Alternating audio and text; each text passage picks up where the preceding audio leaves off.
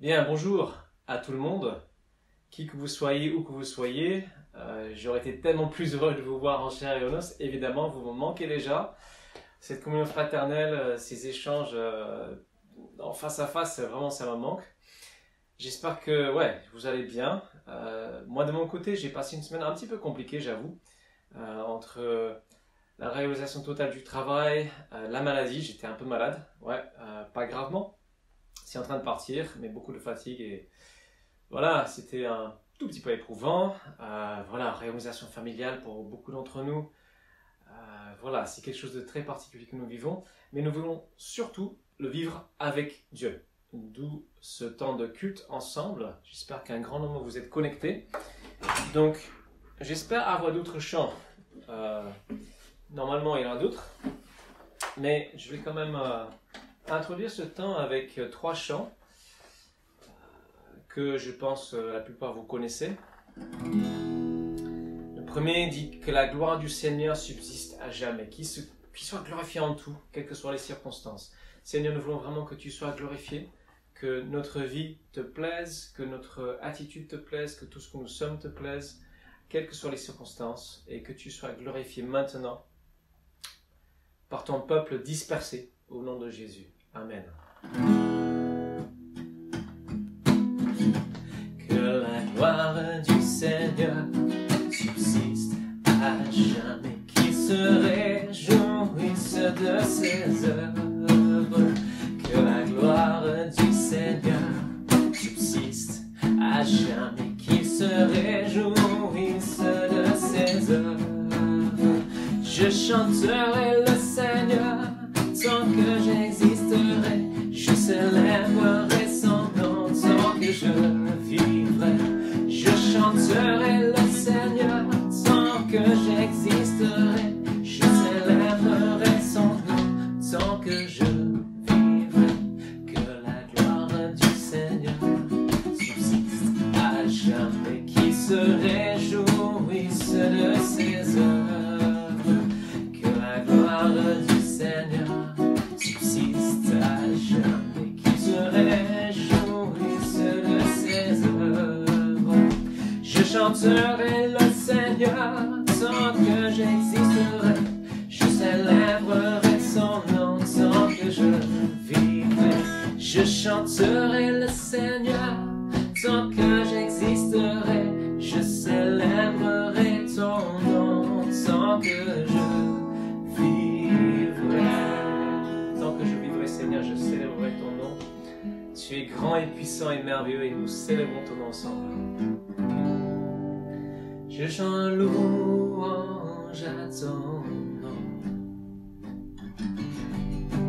Louange à ton nom.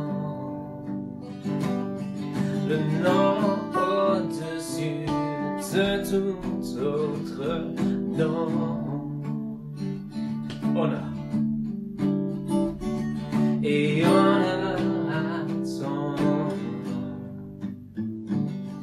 Oui, honneur à ton nom. Le nom bien plus grand que tout autre nom. Sois élevé. Sois élevé. Élevé plus haut encore.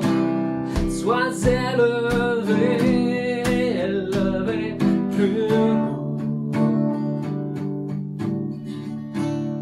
Je chante louange à ton nom. Louange à ton nom. Le nom au-dessus de tout autre nom. Nom de Jésus et honneur à ton nom. Oh, honneur à ton nom. Le nom au-dessus de tout autre nom.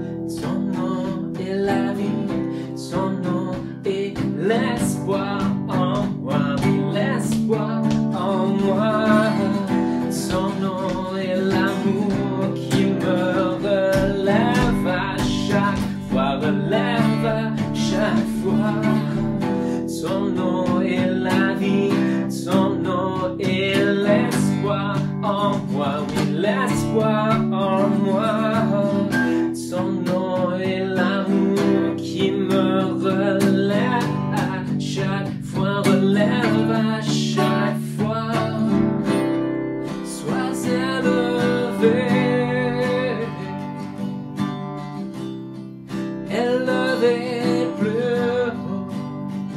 Oh.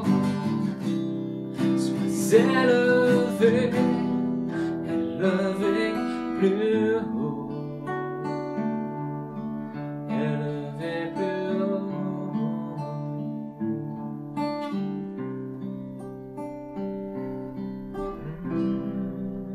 Dieu, tu es ma force, ma consolation, une lampe devant mes pas. Dans ce temps de tempête, de confusion, d'ouragan, d'incertitude, nous avons une ancre, nous avons une voile, nous avons une direction, nous avons un fondement sûr qui est Dieu lui-même, sa personne. Dieu, tu es ma force, ma consolation, une lampe devant mes pas. Ta voix a triomphé de l'ouragan, remporté le combat. Tu m'offres chaque jour ton infaillible amour, toi qui as fixé le cours des étoiles, sois mon encre, sois ma voix. Tu étends mes ailes pour toucher les cieux, protégé par ta main. Ta grâce m'appelle à lever les yeux et suivre ton chemin. Tu m'offres chaque jour ton infaillible amour, toi qui as fixé le cours des étoiles, sois mon encre, sois ma voix. Ta miséricorde coule de la croix, ton sang m'a racheté. Tout ce que je suis me vient de toi, sans fin je te louerai. Tu m'offres chaque jour ton infaillible amour, toi qui as fixé le cours des étoiles, sois mon encre, sois ma voix. Toi qui as fixé le cours des étoiles, sois mon encre, sois ma voix. Oui Seigneur, toi qui as tout mis en place, l'univers tout entier, les planètes les plus lointains, les étoiles, les galaxies les plus éloignées de notre connaissance, Seigneur, tu as tout créé et tu maîtrises toutes choses. L'histoire est entre tes mains, tout est entre tes mains, nous sommes entre tes mains et nous sommes heureux de l'être. Merci de cette position de sécurité où nous sommes entre tes mains pour l'éternité, au nom de Jésus. Amen. Voilà, alors nous allons méditer la parole de Dieu ensemble. Excusez-moi, on dit, je récupère un petit peu. Nous sommes en pleine crise de pandémie. Peut-être que vous attendez un message directement sur ce sujet, de la pandémie. En fait, mon message ne sera pas directement dessus, mais j'espère qu'indirectement, il vous parlera dans ces circonstances. Dimanche dernier, notre ami Pierre nous a parlé de fondement, de fonder sa vie solidement, d'ancrer, vraiment s'enraciner en Jésus-Christ, notre fondement. Alors c'est ce que nous allons continuer à faire aujourd'hui. C'est le dernier message d'une série de 7 messages sur Jésus dans l'Ancien Testament. Et la question que je veux que vous ayez en tête pendant ce message, elle est simple, c'est à quoi sert ma vie? Quelle est la finalité de ma vie? Quel est le but dans lequel je vis? Et donc, à partir de ce moment-là, comment bien vivre ma vie si je sais quel est le but?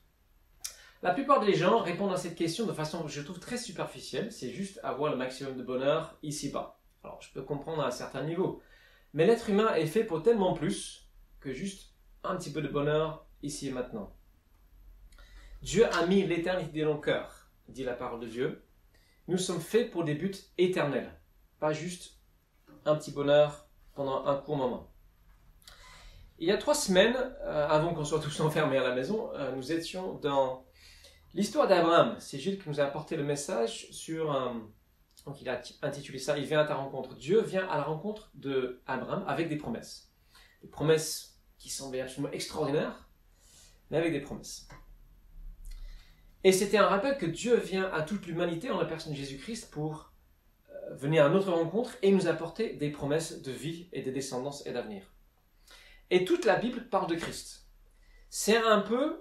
alors pour ceux qui s'y connaissent un peu en art plastique, en peinture, l'Ancien Testament, c'est le dessous de tableau du Nouveau. J'espère que vous voyez l'image, ça doit être affiché quelque part. Il y a une préparation pour un tableau, notamment un tableau avec des huiles. Bien sûr, l'esquisse, on voit à peu près la forme, mais il y a aussi une sous-couche de peinture à mettre, ça s'appelle le dessous du tableau. Et l'Ancien Testament, c'est ce dessous de tableau du portrait final et net et ultime de Jésus-Christ. Le Messie, celui qui promet, celui qui est enfin révélé dans le Nouveau. Et il y a certains endroits dans l'Ancien Testament où l'image est plutôt nette. Et un de ces endroits, c'est la vie de Joseph, que nous allons voir aujourd'hui.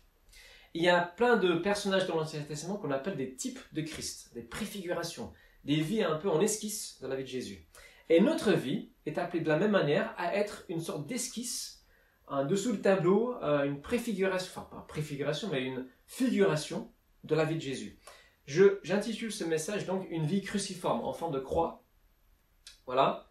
Alors je ne vais pas sortir les clous pour qu'on se cloue littéralement, mais nous sommes appelés à avoir une vie en forme de Jésus, une vie cruciforme. Et cette vie de Joseph est un excellent exemple d'une vie cruciforme. Sa vie préfigure la vie par excellence qui est à venir, la vie de Jésus.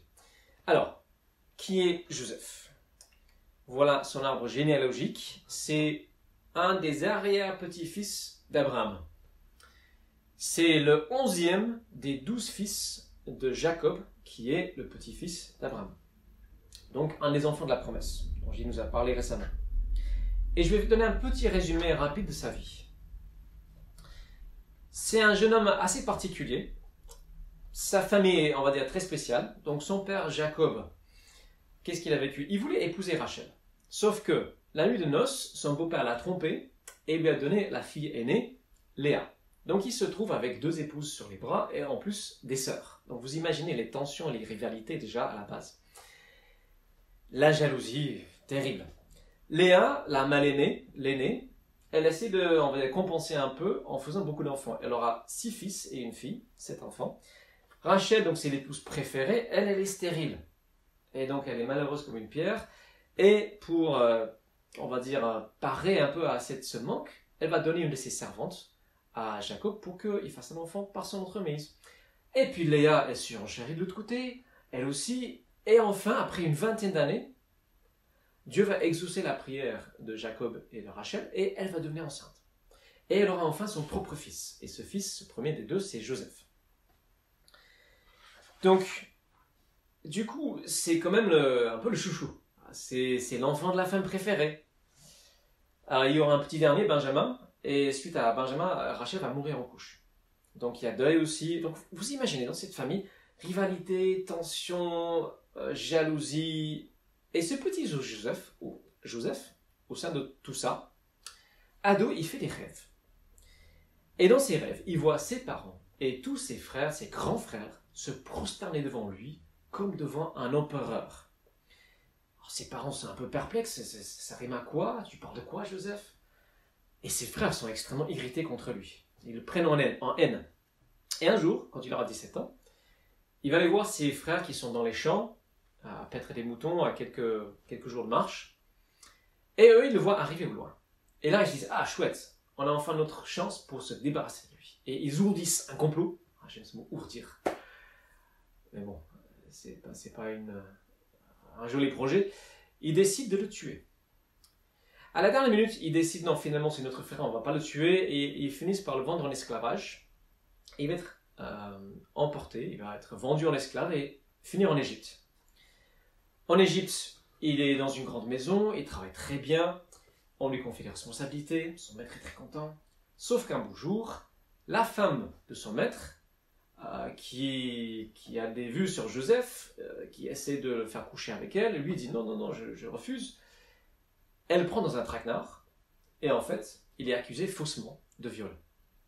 Et ce pauvre Joseph va de nouveau être mis dans une situation catastrophique, il est mis en prison, alors qu'il ne mérite rien du tout.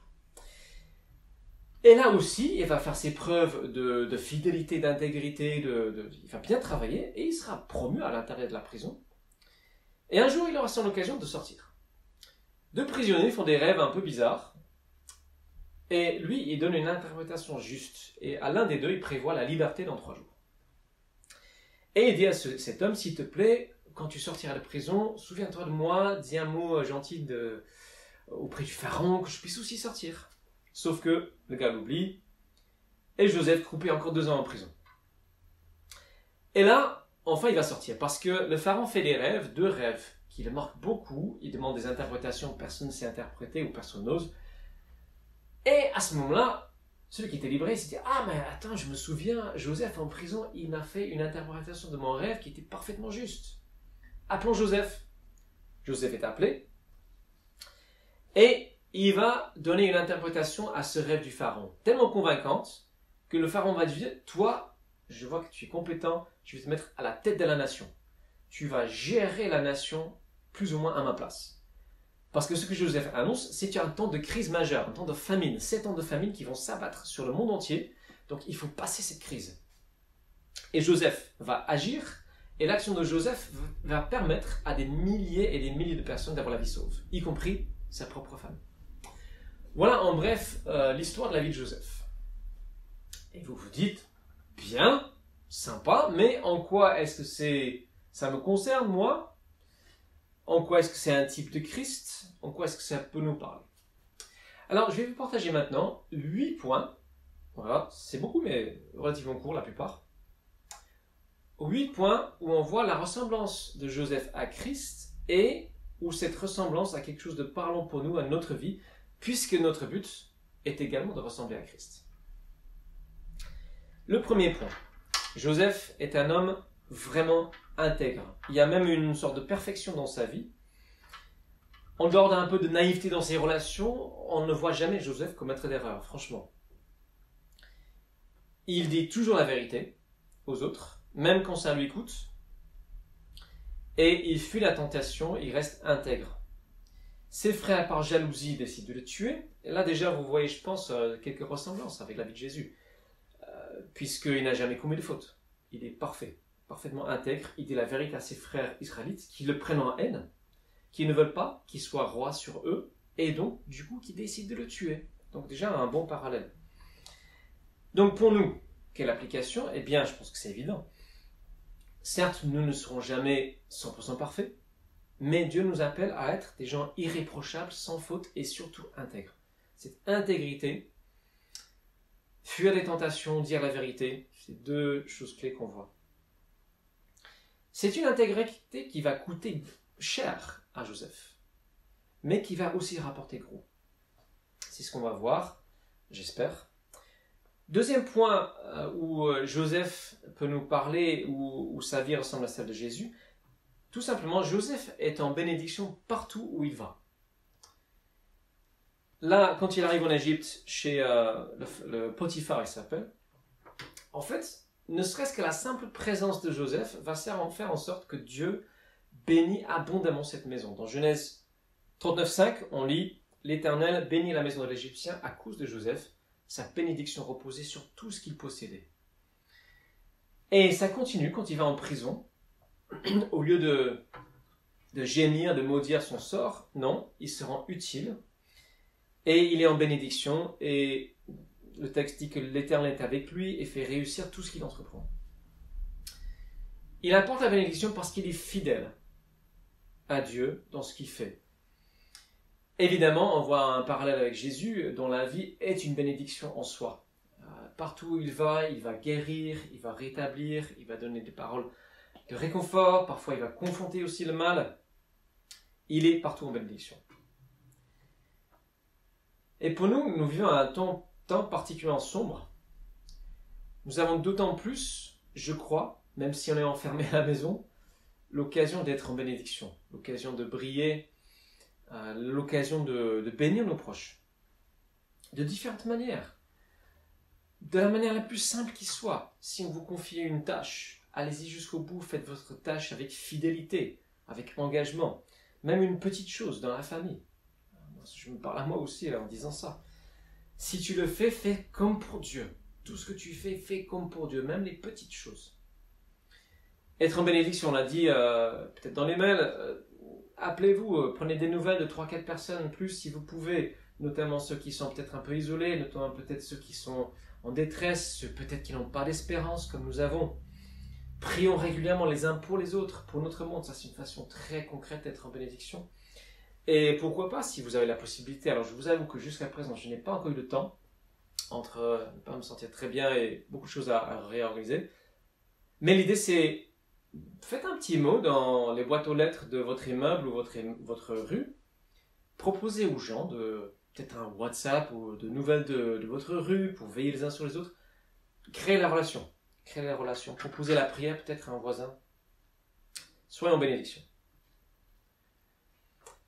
Troisième point, où la vie de Joseph coïncide avec celle de Jésus, c'est qu'il est esclave. Il est même serviteur de tous. Et pourtant, c'est un homme extrêmement doué et compétent. Jésus-Christ de même vient en tant que serviteur par excellence, lui qui est doué au-dessus de tout ce que nous pouvons imaginer ou concevoir. C'est l'homme parfait. Et pourtant, c'est lui qui devient notre serviteur. Ça devrait être l'inverse. Ça devrait être les moins doués qui servent les plus doués. Mais non, en fait, Jésus montre inverse. Il inverse les choses, il devient le serviteur. C'est même une aberration. Donc il est serviteur, c'est un modèle. Mais attention, ce n'est pas son destin pour l'éternité. Sa condition définitive, on va dire. Comme Jésus, Joseph est appelé à régner, même à gouverner. Voilà les rêves qu'il a fait jeune, c'était dans ce sens. Et le temps d'épreuve qu'il vit, toutes ces années de servitude, d'esclavage, de prison, tous ces temps difficiles vont le préparer pour le moment où il va gouverner avec bienveillance, avec sagesse. Même chose pour Jésus. Il vit son temps sur la terre comme un temps d'épreuve, et ça le prépare, c'est ce qu'il a préparé à devenir ce roi qu'il est, qui règne déjà dans les lieux célestes, mais qui va régner parfaitement un jour sur le monde entier de façon visible. Et nous, à notre petit niveau qui sommes ses imitateurs, nous imitons Christ, nous sommes dans l'imitation de sa vie de service, de servir les uns les autres, de servir nos contemporains. Et nous savons que notre condition finale est également de régner avec lui. Toi qui es, peut-être tu trouves ta vie banale ou inintéressante, mais reste fidèle et Dieu fait de toi quelqu'un qui va régner. C'est dit dans la Bible de plusieurs manières. Paul, par exemple, dit en écrivant à Timothée, « Si nous persévérons avec lui, Jésus-Christ, nous régnerons. » Dieu a l'intention de confier à ses enfants la gestion de ses biens, des responsabilités qu'on n'imagine pas encore. Donc nourris ton espérance avec cette pensée. Nous sommes appelés à régner également. Quatrième point, c'est pendant son temps de service, pendant qu'il est serviteur, Joseph s'identifie pleinement avec un peuple qui est, on va dire, étranger, voire même ennemi. Joseph est clairement un type du sauveur. Il vient d'un pays, entre guillemets, pur. C'est le pays de Canaan qui va devenir la terre promise. Et il est envoyé quelque part, de force, en Égypte. Égypte, c'est la terre des hommes sans Dieu. Symboliquement dans la Bible, souvent les ennemis de Dieu. Un pays païen. L'Égypte, c'est toute l'humanité, en fait. C'est l'humanité dans toute sa splendeur. C'est les magnifiques ouvrages, les pyramides, etc. C'est tout ce que l'humanité peut accomplir de merveilleux.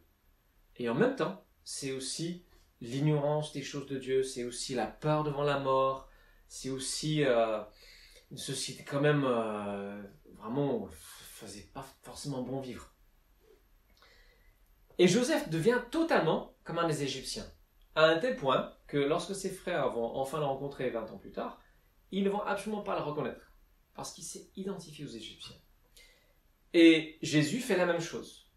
Jésus vient on va dire du pays promis, du ciel, il vient du ciel, le Fils, il descend, il dit qu'il descend, il s'identifie totalement avec toute l'humanité, à un tel point que on dit, mais attends, il passe son temps avec des prostituées, des collecteurs d'impôts, c'est pas qu'il n'est pas là pour faire la fête, mais il s'identifie pleinement.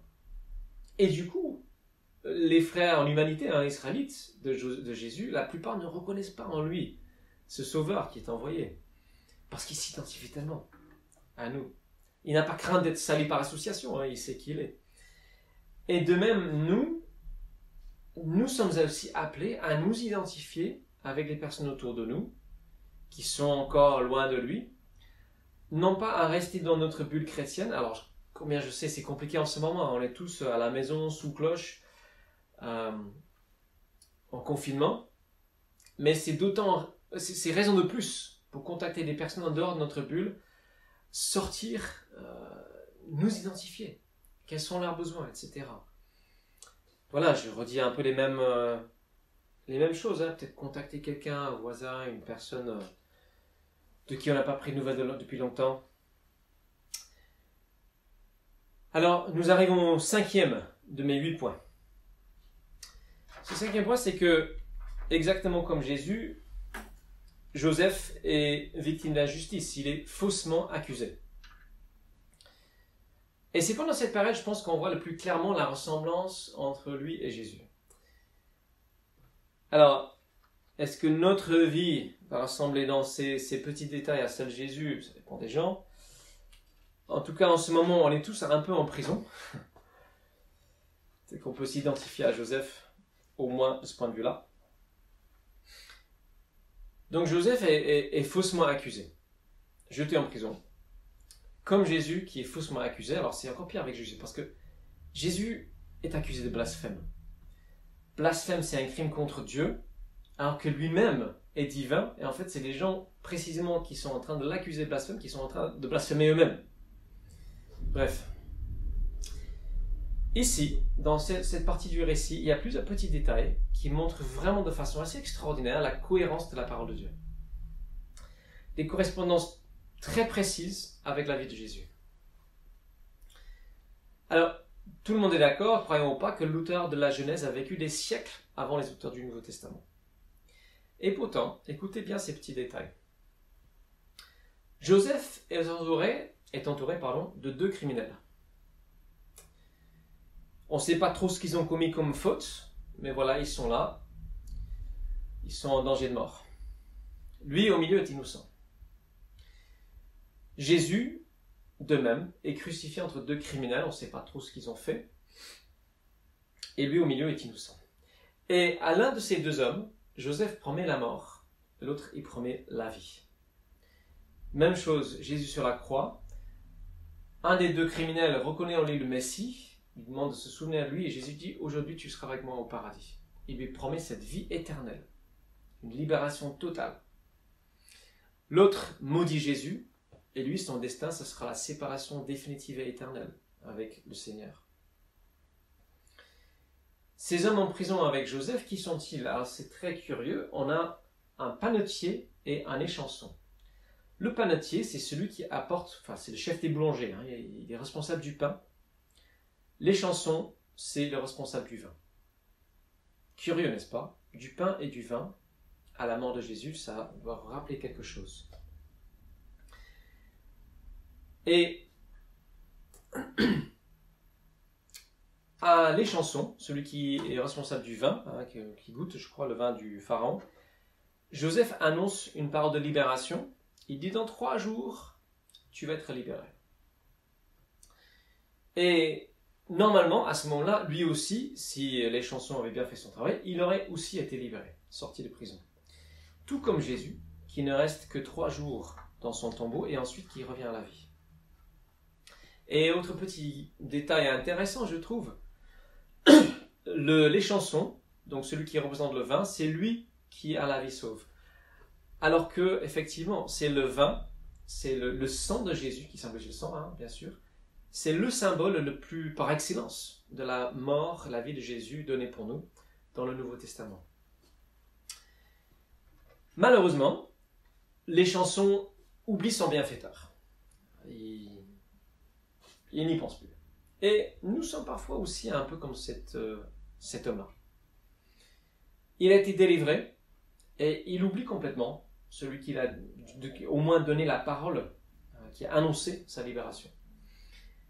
De même, nous avons été libérés de la mort, de la condamnation, d'un avenir sans espoir. Et parfois aussi, nous oublions celui qui nous a annoncé cette parole de libération, Jésus-Christ. Quand viennent les jours de bonheur, on oublie un peu les bienfaits que Dieu nous a accordés pendant les temps de malheur. Alors, comment est-ce qu'on peut vivre cette partie-là, ce 5e point de ressemblance? Tout le monde ne sera pas faussement accusé, bien sûr. Souvent, quand même, les gens qui ne comprennent pas notre foi, ils peuvent être un peu moqueurs, hein, ou moins. Ils ne comprennent pas nos motivations. Si c'est le cas, eh bien, on ne change rien, hein, on continue, hein, on reste intègre et fidèle à Dieu. Mais je crois quand même qu'il y a d'autres formes de prison, de croix, par lesquelles nous passons. Il y a des épreuves. Alors, bien sûr, en ce moment, le monde entier passe par une épreuve majeure. Mais je parle plus au niveau individuel. Parfois, nous avons cette impression, et non seulement dans les moments de confinement, mais d'être dans une sorte de prison. D'être même oublié. Alors, ça peut être différentes choses. Ça peut être un travail qui nous enferme. Ça peut être même notre célibat. On a l'impression d'être dans une prison. Ça peut être, au contraire, une vie de couple. Ça peut être des rapports compliqués avec d'autres personnes. Ça peut être même notre propre caractère. Il y a tant de manières dont nous pouvons nous sentir en prison. Ce que Dieu veut que nous sachions, c'est que la libération vient. Et peut-être que ce ne sera pas tout de suite. Hein. Joseph a été oublié pendant 2 ans. Ça devait sembler long, ces 2 années-là, sans savoir quand est-ce qu'il va enfin sortir de prison. Mais nous sommes appelés à garder cette confiance en Dieu, que si nous sommes avec lui, aucune épreuve est vide de sens. Toutes les épreuves ont un sens vécu avec Dieu. Et c'est la trajectoire globale de la vie de Joseph qui va montrer ça, que l'épreuve dans les mains de Dieu a toujours un sens, puisque ce qui vient après, c'est justement une forme de résurrection et de salut. Joseph va figurativement ressusciter et sauver des milliers de personnes. Parce que quand enfin on se souvient de lui, alors je vais prendre une petite gorgée, la gorge bien sèche. Quand enfin on va se souvenir de lui, Joseph va être exalté au-dessus de tous les autres. Il va passer de la position la plus basse, donc il est esclave, étranger et prisonnier, et il va devenir gouverneur plus ou moins de toute la nation. Il aura une autorité totale aux côtés du pharaon. Voilà, une ascension fulgurante qui est comparable à une résurrection. Tout comme Jésus, qui est absolument et totalement humilié à la croix. Totalement humilié, je le dis souvent, mais Jésus est vraiment nu à la croix, il n'a plus rien du tout que de la douleur. Et de cette position-là d'humiliation totale, il va monter à la plus haute place, aux côtés de Dieu le Père. Et c'est un petit peu dans cette image-là, Joseph va être élevé aux côtés du Pharaon, à Jésus. Jésus est à la droite de Dieu et il a toute autorité. Tout pouvoir m'a été donné. Il dit, après la résurrection, on connaît tous Matthieu 28, 18, enfin, les chrétiens, « J'ai reçu tout pouvoir dans le ciel et sur la terre. » Donc, il est exalté, glorifié. Et dans cette position ressuscitée, c'est là où Joseph a préparé un avenir sécurisé pour des dizaines, peut-être des centaines de milliers de personnes. Donc, sur le plan pratique, il va mettre de côté des réserves de blé, des graines de blé, pour les années de disette, de famine à venir. Ces années de famine peuvent représenter le jugement final qui va s'abattre sur le monde entier. Ça va tomber, hein. Toutes les conséquences de nos actes vont être révélés, on va dire. Et donc, quand cette famine vient, Joseph distribue des graines, hein, c'est du futur pain, à toutes les personnes qui viennent en acheter. De même, Jésus ressuscité, il distribue la vie éternelle, c'est ce pain de vie à qui le veut, et en plus là c'est gratuit. Avec Joseph il fallait payer, mais avec Jésus c'est gratuit. Il dit tu peux recevoir gratuitement cette vie éternelle, ce pain que je t'offre par ma vie. Donc voilà la trajectoire de la vie de Joseph. C'est beaucoup de chaos, puis descente, et puis montée spectaculaire. Notre vie à nous tous peut avoir cette même trajectoire. Alors je ne signifie pas par là qu'on doit tous aller en prison, on doit tous être crucifiés, non, c'est pas ça. C'est pas ça. Cependant, nous tous, nous connaîtrons des épreuves. Et certaines de ces épreuves seront parce que nous sommes fidèles à Dieu. Pas toutes, mais certaines d'entre elles. Quoique, quelle que soit la source des épreuves, ce qui compte, c'est de rester, comme Joseph, fidèle, intègre, fidèle à Dieu, à son écoute, en étant serviteur de lui, des autres, dans la confiance qu'un jour viendra cette délivrance et viendra ce temps où on va régner. Alors on ne veut pas se réjouir parce qu'on va dominer sur les autres, non, c'est pas ça le but. Mais il y a quelque chose de glorieux que Dieu a préparé pour chacun d'entre nous. Et certainement, Joseph, dans ce temps de prison, alors on ne sait pas combien de temps au total ça a duré, hein, plus de 2 ans, ça c'est sûr. J'imagine qu'il devait quand même se poser des questions. Mais Dieu, quand j'étais petit, j'ai fait ses rêves, j'allais régner sur tout le monde. Et là, je suis en prison. Il se passe quoi? Il se passe quoi?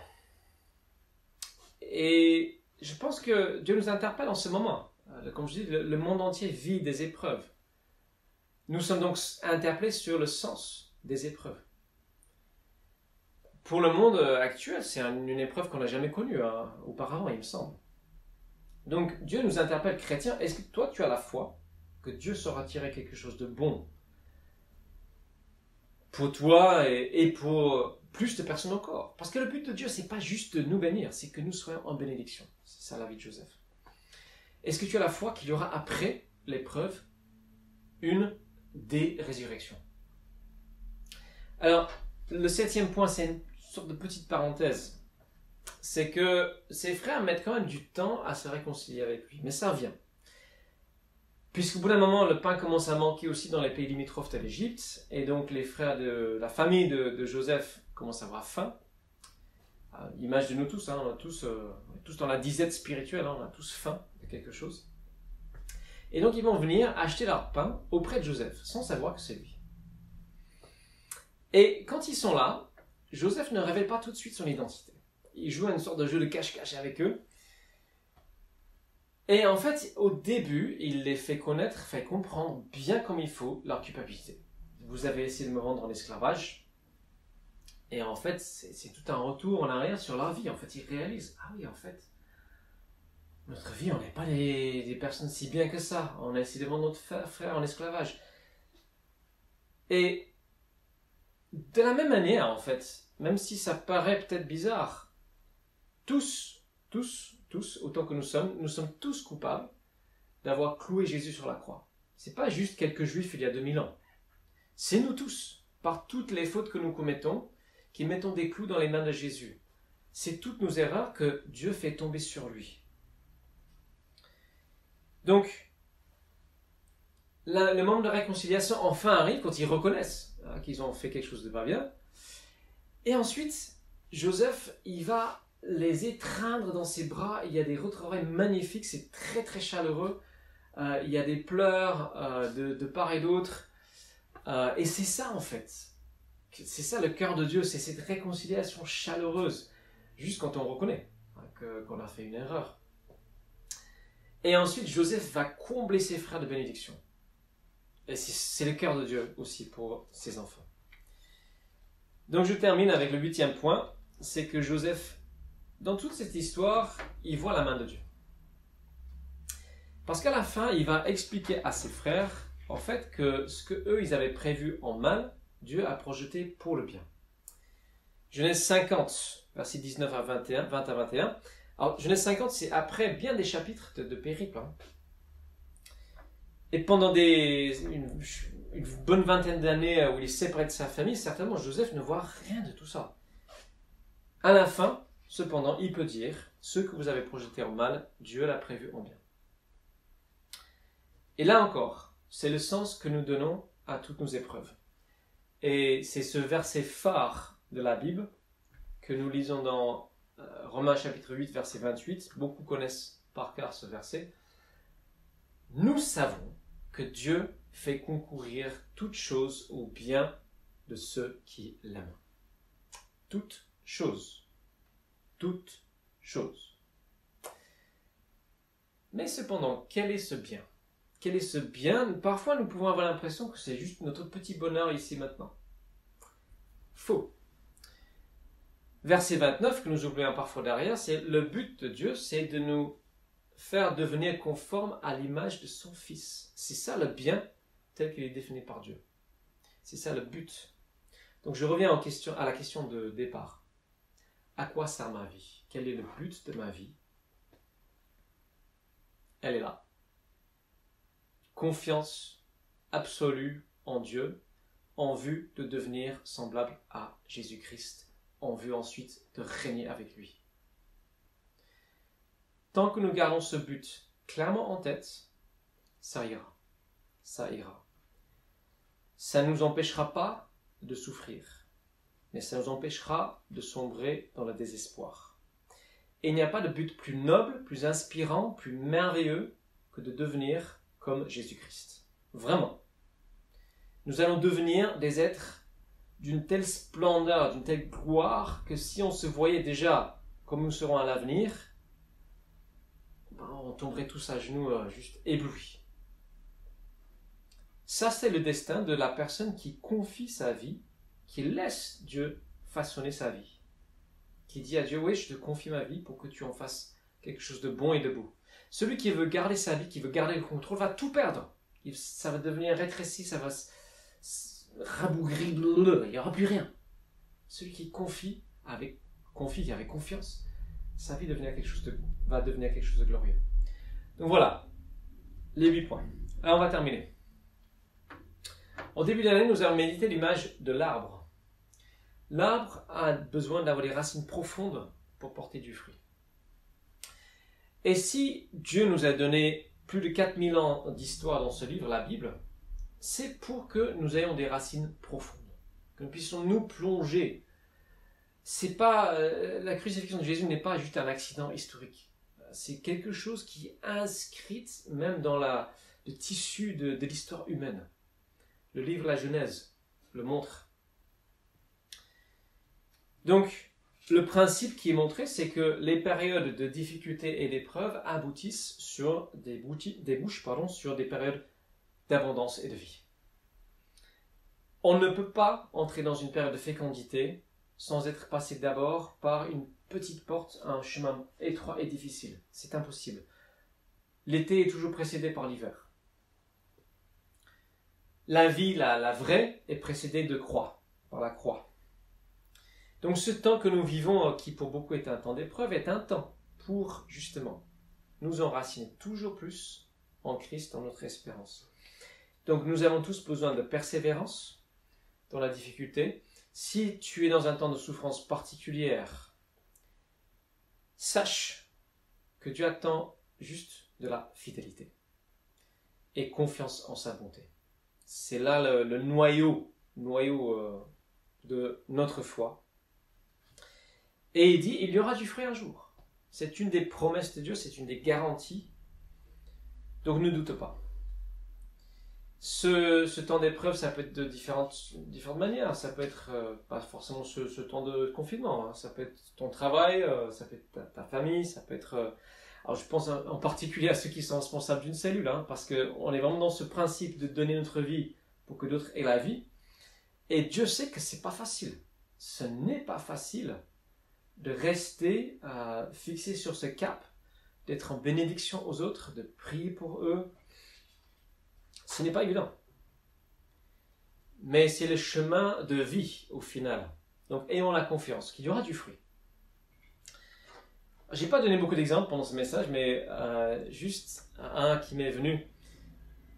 John Wesley, 18e siècle en Angleterre, il a prêché l'évangile aux foules dans la rue, comme ça, dans les champs. Il était beaucoup attaqué, moqué, persécuté, interdit, etc. Il a vécu 84 années.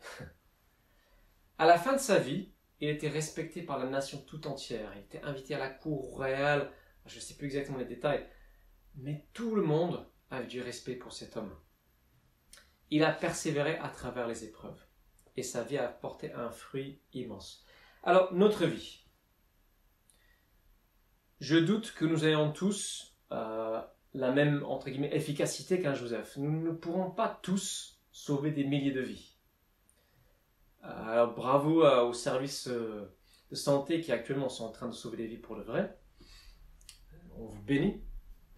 Mais, à notre échelle, quelle qu'elle soit, même si notre vie paraît banale, insignifiante, si nous la vivons de cette manière, de façon, on va dire, cruciforme, en traversant les épreuves avec confiance, Dieu nous utilisera pour être en bénédiction, pour que sa vie abonde dans d'autres vies. C'est le modèle de la vie de Jésus. Et c'est avec cette parole que je conclus. Toujours dans Romains chapitre 8, c'est le verset 17 qui dit « Puisque nous sommes enfants, nous sommes aussi héritiers, héritiers de Dieu et donc co-héritiers de Christ, puisque nous souffrons avec lui pour avoir part à sa gloire. » Donc, nous acceptons la difficulté que ça peut être parfois de suivre Jésus-Christ, parce que nous savons que ça conduit à la gloire. On n'est pas en train de jouer les martyrs, absolument pas. On est en train de se dire, notre vie, son sens, c'est d'être comme Joseph, c'est d'être intègre, d'être serviteur des autres. Peut-être dans la prière, peut-être de façon invisible, peut-être dans des luttes que certains vivent dans la prière contre eux-mêmes. Tout cela, c'est une vie en forme de croix, et Dieu sera glorifié, et Dieu nous glorifiera. Dieu saura toujours transformer en bien l'épreuve que tu vis, et pas que pour toi. C'est le sens de la croix, et c'est avec cette croix que nous allons terminer. Alors, je vais vous inviter à prendre la scène ensemble. Alors ça, c'est juste l'eau. Donc, là où vous êtes à la maison, je vous invite à prendre un petit peu de vin ou du jus de raisin et du pain. Et je vous invite à vous souvenir ensemble de Jésus-Christ, qui a donné sa vie pour nous, qui a vraiment vécu à 100% ce principe, la vie cruciforme. Donc, alors je vous avoue que je n'ai pas vraiment bien préparé la chose parce que cette semaine, comme j'ai dit, c'était un peu compliqué. Mais j'ai un petit peu de vin, j'ai du pain. Je propose de simplement prier. Je vous laisserai un petit peu de temps pour prier là où vous êtes. Remercier, remettre votre vie encore au Seigneur. C'est des signes d'engagement. On prend en nous symboliquement et concrètement Jésus-Christ. Concrètement dans le sens, c'est concret ce qu'on fait. Et on se rappelle, et on est dans la joie, parce qu'il a donné sa vie. Il nous a déjà libérés de prison. Il a déjà enlevé la sentence qui pouvait nous condamner. Et quelle que soit la situation actuelle, nous sommes dans la joie à venir, dans cette perspective d'un temps fabuleusement joyeux, merveilleusement joyeux à venir. Donc c'est joie passée, présent je ne sais pas, futur on sait. Donc je vais prier et ensuite je vous laisse le temps de prier. Merci Seigneur, parce que tu as donné ta vie qui a ce prix inestimable. Tu l'as offerte pour moi, pour toutes les personnes qui regardent cette vidéo, pour les hommes et les femmes de la terre entière. Merci. Et nous prions ensemble que cette vie que tu as donnée puisse jaillir toujours plus abondamment en nous et à travers nous, pour toucher d'autres personnes, pour apporter cette espérance que nous avons en toi. Amen. Je vous laisse un temps pour prier aussi.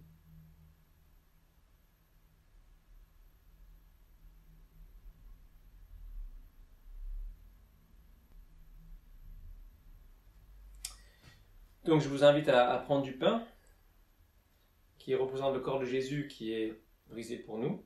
On mange en souvenir de sa mort.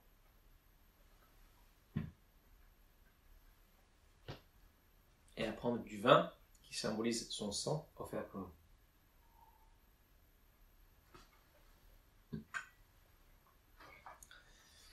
Voilà, notre culte est terminé. Ah, je vais faire un dernier chant. On va faire un dernier chant, un bon vieux classique. Je pense que dans ces temps, on a tendance à retomber sur les bons vieux classiques. Je loue ton nom éternel.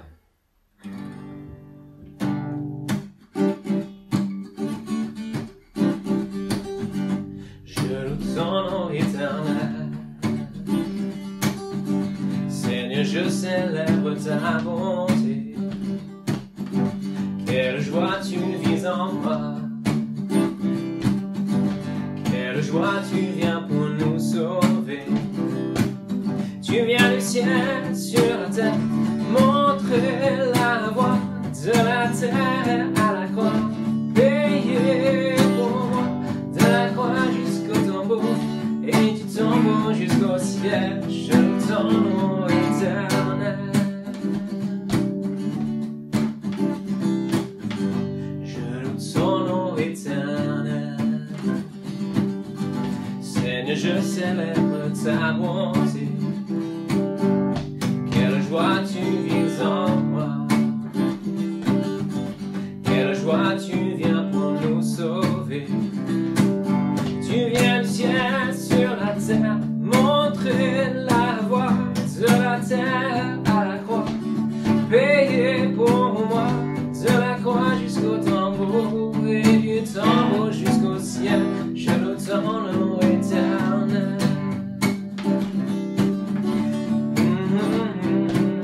Tu viens du ciel sur la terre, montrer la voie de la terre à la croix, payer pour moi, de la croix jusqu'au tombeau, et du tombeau jusqu'au ciel, je loue ton nom éternel. Éternel, nous louons ton nom, nous te bénissons, nous te remercions de qui tu es, de la confiance que nous pouvons avoir en toi. Au nom de Jésus, Amen. Très bon dimanche, à très bientôt. Désolé pour la voix un peu enrouée, pour des choses qui auraient pu être améliorées, mais voilà, nous sommes en rodage. Donc, a priori, rendez-vous dimanche prochain de la même manière. Alors peut-être qu'on aura un peu mieux fait les choses, un peu plus varié, d'autres intervenants, on verra. Voilà, que le Seigneur vous garde bien entre ses mains et qu'il fasse de vous des bénédictions pour les autres. Amen.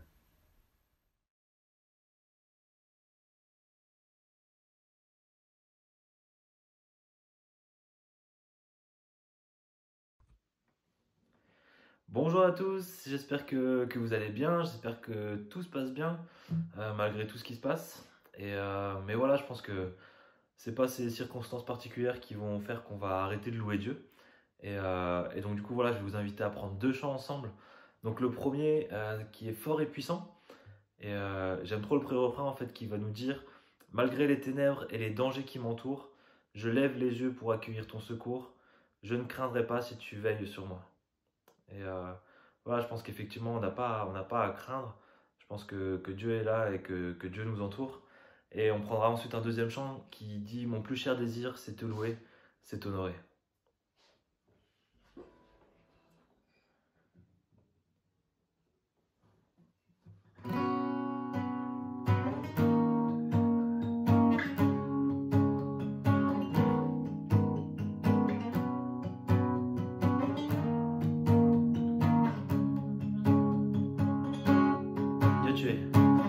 Dieu, tu es ma force et mon chant. Chaque jour je me confie en toi. Tout-puissant, mon sauveur règne aux cieux. Dieu, tu es ma force, mon appui, la forteresse où je me réfugie, le rocher qui protège ma vie. Malgré les ténèbres et les dangers qui m'entourent, je lève les yeux pour accueillir ton secours. Je ne craindrai pas si tu veilles sur moi. Je suis venu pour te rencontrer, pour proclamer que tu es fort et puissant, nul ne peut te résister. Sois glorifié, Dieu, tu es fort et puissant, rien n'est impossible à toi, ô roi des rois. Dieu, tu es fort et puissant, au-dessus de tous les noms, nous déclarons que tu es fort et puissant. Oh, oh, oh, oh, oh, oh. Dieu, tu es fort et puissant. Oh, oh, oh, oh, oh, oh. Dieu, tu es ma force et mon chant, mon bouclier et mon libérateur, souverain, mon sauveur règne aux cieux. Dieu, tu es ma force, mon habit, mon réconfort et mon plus tendre ami, un rempart devant mes ennemis. Oh. Malgré les ténèbres et les dangers qui m'entourent, je lève la voix pour affirmer ton amour. Je ne craindrai pas si tu es près de moi. Oh. Je suis venu pour te rencontrer, pour proclamer que tu es fort et puissant, nul ne peut te résister. Sois glorifié, Dieu, tu es fort et puissant, rien n'est impossible à toi, ô roi des rois. Dieu, tu es fort et puissant, au-dessus de tous les noms, nous déclarons que tu es fort et puissant. Oh, oh, oh, oh, oh. Dieu, tu es fort et puissant. Oh, oh, oh, oh, oh. Rien ne peut me séparer de ton amour, manifesté en Jésus-Christ. Mon sauveur règne aux cieux. Rien ne peut me séparer de ton amour, manifesté en Jésus-Christ. Mon sauveur règne aux cieux. Rien ne peut me séparer de ton amour, manifesté en Jésus-Christ, mon sauveur règne aux cieux. Je suis venu pour te rencontrer, pour proclamer que tu es fort et puissant, nul ne peut te résister. Sois glorifié, Dieu, tu es fort et puissant, rien n'est impossible à toi, ô roi des rois. Dieu, tu es fort et puissant, au-dessus de tous les noms, nous déclarons que tu es fort et puissant. Oh, oh, oh, oh, oh. Dieu, tu es fort et puissant. Oh, oh, oh, oh, oh. Dieu, tu es fort et puissant.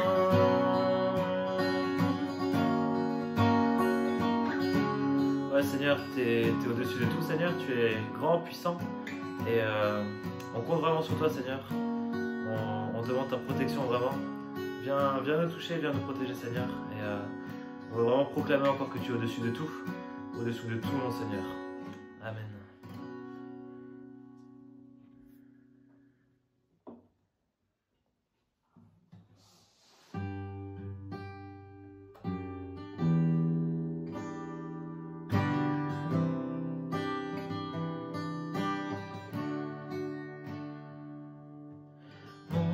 Plus cher désir, c'est t'honorer.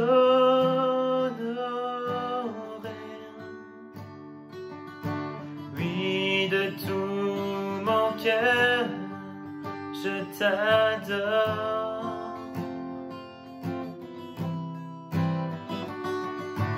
Tout ce qui est en moi te glorifie.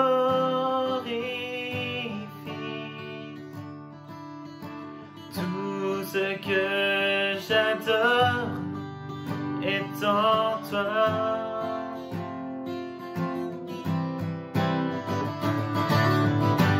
Je te donne mon cœur, je te donne mon âme, et je vis pour toi seul chaque instant de ma vie, jusqu'à la fin de mes jours. Ô Seigneur, règne en moi.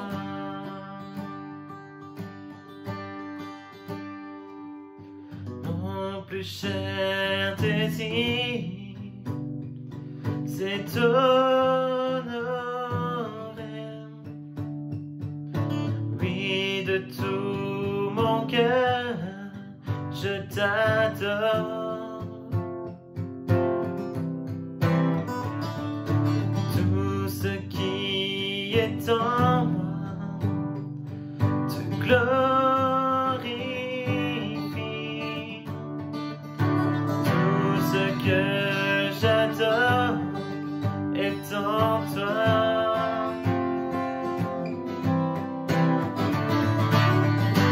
Je te donne mon cœur, je te donne mon âme, et je vis pour toi seul chaque instant de ma vie, jusqu'à la fin de mes jours. Ô Seigneur, règne en moi. Je te donne mon cœur, je te donne mon âme, et je vis pour toi seul chaque instant de ma vie, jusqu'à la fin de mes jours. Ô Seigneur, règne en moi. Seigneur, règne en moi.